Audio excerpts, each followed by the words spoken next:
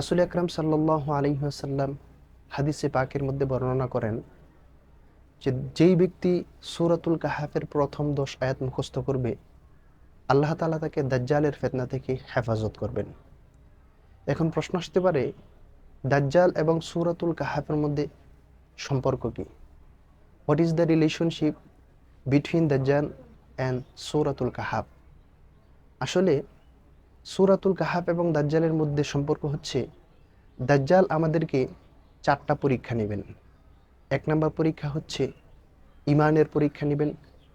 দ্বিতীয় নাম্বার পরীক্ষা হচ্ছে এলেমের পরীক্ষা নেবেন। তৃতীয় নাম্বার পরীক্ষা হচ্ছে ধন সম্পত্তির পরীক্ষা নেবেন এবং চতুর্থ নাম্বার পরীক্ষা হচ্ছে ক্ষমতার পরীক্ষা নেবেন। তো সূরাতুল কাহাফের মধ্যে আল্লাহ তাআলা কিভাবে আমরা এই 4টি ফিতনা, 4টি পরীক্ষা থেকে আমরা বাঁচব, ওই জন্য আল্লাহ তাআলা প্রসিদ্ধ 4টি ঘটনা বর্ণনা করেন। আমরা কিভাবে আমাদের ঈমান রক্ষা করব, এই জন্য আল্লাহ তাআলা সূরাতুল কাহাফের মধ্যে প্রসিদ্ধ ঘটনা আসহাবে কাহাফের ঘটনা উল্লেখ করেছেন।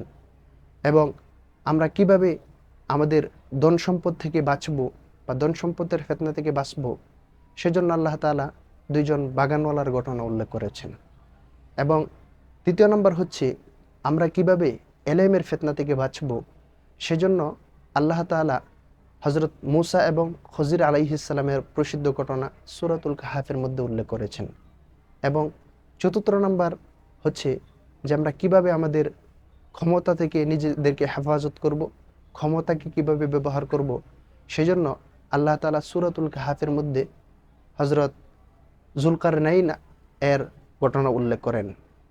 এই হচ্ছে সূরাতুল কাহাফ এবং দাজ্জালের মধ্যে সম্পর্ক, যেটা রাসূল আকরাম সাল্লাল্লাহু আলাইহি ওয়াসাল্লাম হাদিসের মধ্যে বলেছেন।